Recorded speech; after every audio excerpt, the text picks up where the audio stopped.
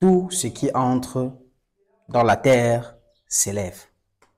Ouais, je répète, tout ce qui entre dans la terre s'élève. Et ce que je vous dis, il suffit juste que vous observez le déroulement et la façon dont se comporte la nature autour de vous. Voyez? Qu'est-ce qui se passe? Lorsque vous êtes dans la nature, vous avez l'impression que tout s'élève. Et tout prend la pure sur quoi?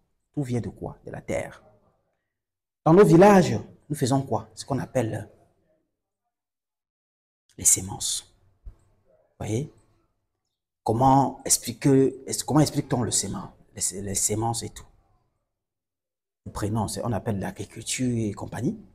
Vous prenez une graine, vous mettez sous la terre, elle prend forme sous la terre et qu'est-ce qu'elle fait? Elle pousse. Si vous avez mis une graine de maïs, demain, elle vous donnera beaucoup des épis de maïs. Ça veut dire que vous réalisez en réalité que tout ce qui touche la terre s'élève. Ça veut donc dire quoi? Ça veut donc dire ceci. La terre donne ce qu'elle reçoit. Si vous donnez de la négativité à la terre, vous en recevez de la négativité. C'est la raison pour laquelle les libations sont les choses les plus principales dans l'évolution spirituelle de l'être éveillé. Parce qu'en faisant énormément de libations, au moins une seule fois par mois, tu nourris la terre. Et en nourrissant la terre, tu nourris tous ceux qui sont morts de corps, mais pas d'esprit. Et qui jusqu'ici vont favoriser, c'est-à-dire vont vivifier, vont être vivifiés et en retour vont te le rendre. Car la loi du donner et du recevoir est l'une des lois les plus pertinentes de la spiritualité. Et c'est également la raison pour laquelle je tiens à vous dire que lorsque vous perdez une personne, un être cher, un parent, un aïeux, un ancêtre, un papa, un grand-père, le moment de son enterrement, vous ne devez pas l'enterrer et penser qu'il est mort. Je suis désolé. Beaucoup d'entre vous ici ne connaissaient pas les grands martyrs qui ont combattu, comme les Kalala Omotoune. Beaucoup l'ont connu à sa mort. Pourquoi à la mort? Parce que quand il est mort, il était vivifié, il a été élevé.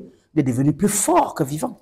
Justement parce que lorsque une chose entre dans la terre, c'est à ce moment-là, comme le bananier qui pousse, comme la graine qui germe, comme le cacaoyer qui pousse, comme le cocotier qui pousse, comme toute chose qui prend racine sous la terre, comme le guayabé qui pousse, comme le baobab qui sort de la terre pour devenir plus solide, plus dur que le roc.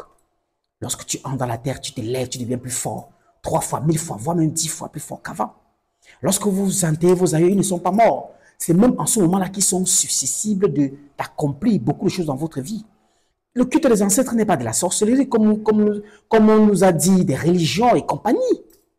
On nous oblige à prier quelqu'un qui n'est pas vivant, mais on nous empêche de prier celui de notre famille qui n'est pas aussi vivant. Jésus est mort, Saint Jacques est mort, Saint Simon est mort, Saint Jean est mort, Saint Bordel, Marie, Madeleine, tout ça sont morts. Ce sont des morts. On va dire que Jésus est ressuscité. Mais de quoi est-ce qu'il est ressuscité? Parce que la résurrection aussi, autrement dit, c'est l'incarnation. Car nous ne ressuscitons pas de corps, mais d'esprit. Ça veut dire que si je suis assis devant vous aujourd'hui, d'abord, j'ai existé. Je suis une résurrection spirituelle. Pas forcément le même corps, la même corpulence, mais je suis une résurrection spirituelle. Nous sommes tous des résurrections.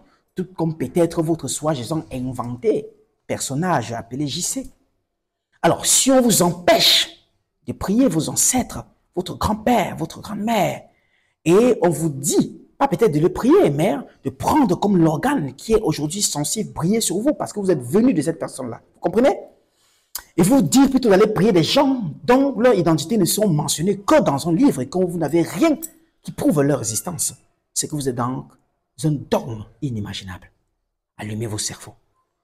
Le problème de fond, c'est quoi?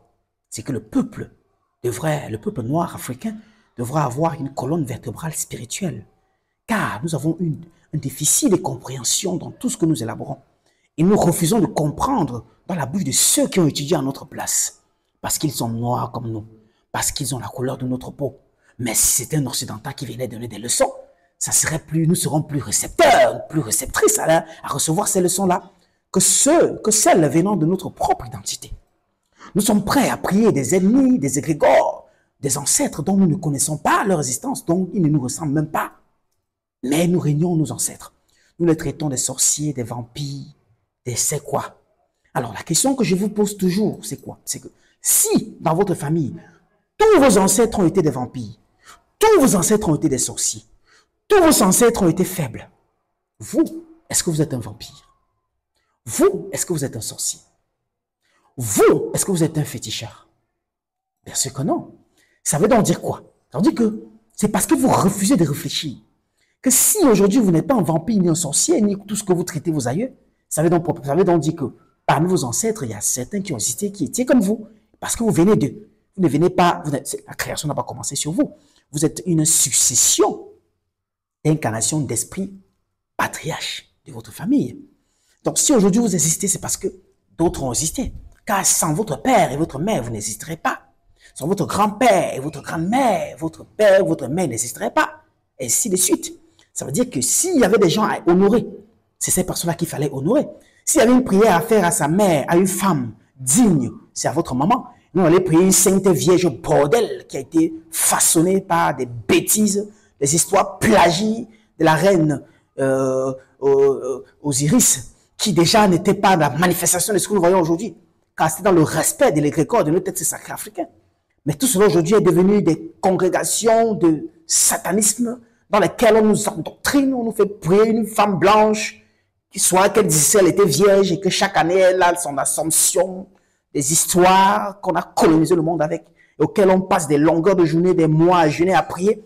On abandonne nos mamans, on ne les a jamais dit qu'on les aime.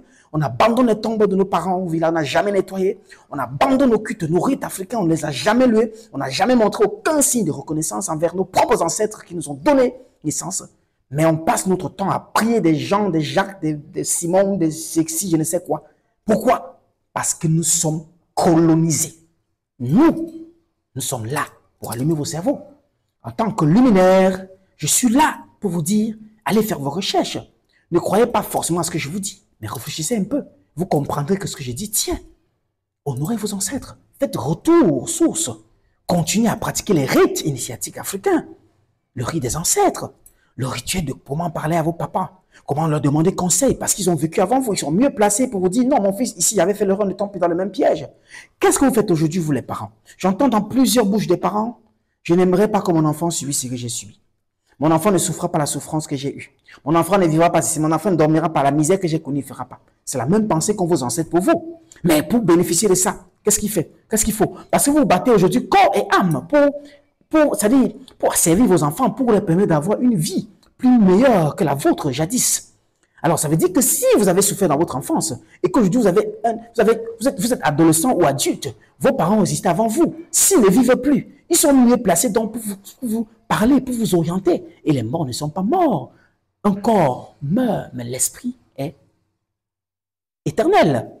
Le corps d'une personne dans une morgue, ce n'est pas cette personne. Si on dit le corps de Jacques est à la mort, on n'a pas dit que Jacques est à la mort, on a dit son corps, ça veut dire l'organe physique qui le transporte à la mort, mais pas lui. L'esprit, quant à lui, est vivifié. Alors vous devez donc vous connecter à l'esprit ancestral, paternel, qui vous ressemble, parce que vous devez comprendre, vous n'attirez que ce que vous êtes. Si vous êtes bien, même dans votre famille avait eu des sorciers, des ceci, le monde est fait en deux plans. Vous n'avez jamais vu la lumière et les ténèbres se joindre. Jamais. Quand le jour se lève, la nuit disparaît. Quand la nuit vient, la lumière part. Ça veut dire que chacun marche sur son chemin, dans son idéologie. Si vous êtes lumière et que vous avez appris que votre grand-père était un sorcier, mais il y a certainement votre arrière-grand-père qui ne l'était pas. Il y a votre arrière-arrière qui ne l'était pas. Il y a son petit frère, un oncle qui ne l'était pas. Alors quand vous décidez d'appeler des ancêtres, c'est ces personnes-là que vous attirez vers vous. Vous n'attirez pas le sorcier parce que vous n'attirez que lumière. Car il faut qu'il y ait un organe moins et un organe plus pour qu'il y ait quoi? Pour qu'il y ait coalition, pour qu'il y ait compatibilité spirituelle. Arrêtez de traiter vos ancêtres des méchants, des ceci, des cela. Arrêtez de vivre dans le dogme des religions, des cultures occidentaux qui n'ont pas de sens et qui aujourd'hui sont des organes destructrices pour notre... Alors, écoutez ceci. À compter d'aujourd'hui, j'ai décidé qu'à travers les conférences, j'énumérerai tout ce que j'ai comme connaissance portée pour vous et une façon aussi de vous édifier sur plusieurs choses.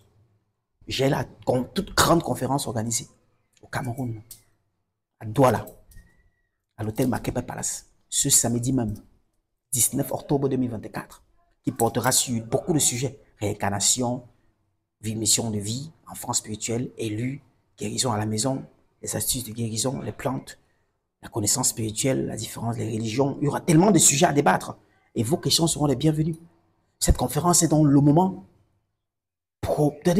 approprié pour que nous puissions échanger. Et je viens à cette conférence pour répondre à vos questions. Et en répondant à vos questions, j'apprendrai davantage. Car nul n'a le monopole. Et l'apprentissage est à vie. Il n'y a pas un moment où on cesse d'apprendre. Alors, comprenez que cette conférence est mise à votre disposition pour que je puisse déjà, depuis plusieurs années de recherche, de voyance, de révélation, de voyage astral, de connaissances, partager les expériences et ce que j'ai vécu. Tout ce que je vous dirai ne seront pas les choses que je crois, mais ce que je vois, ce que je connais, ce que je sais. Parce que c'est notre loi en spiritualité. Nous ne sommes pas comme des religieux qui sont dans l'incertitude de la croyance. Cette conférence sera de 17h à 20h, voire 20h, 21h, 22h. Car cela dépendra de l'étendue du sujet. Alors, venez à cette conférence et venez acquérir du savoir. Le numéro de réservation sur WhatsApp est le 651 63 43 07. Pour ceux qui sont à l'étranger, vous pouvez voilà, mettre juste plus 237 devant. Et vous faites la réservation, même si vous ne serez pas là. Car tous ceux à l'étranger auront la vidéo intégrale de la conférence. Ceux qui sont des hauts pays, vous allez réserver. Parce que mes conférences se font inter-pays. Il n'y a pas que je serai à Yaoundé, non. Je quitte au Cameroun pour aller ailleurs, dans un autre pays. Donc, ceux qui sont à Yaoundé ou n'importe où, prenez, venez. Venez acquérir la connaissance. Nous sommes allés chercher loin ce qu'on va vous donner là, ce jour-là. Loin, on a fait l'Égypte, on a fait des endroits, on est allé loin pour chercher. Vous venez juste d'une ville à une autre. Alors, lorsqu'on lave l'enfant, il doit frotter son ventre. Lorsqu'on décide de vous aider, aidez-nous à vous aider. Une connaissance sauve une vie. Parce qu'en réalité, c'est la connaissance qui a franchi. C'est la vérité qui libère. Ça, c'est l'air du Verseau. Et nous allons allumer nos cerveaux. Allume ton cerveau et à très bientôt. À samedi pour la conférence. Ciao, ciao.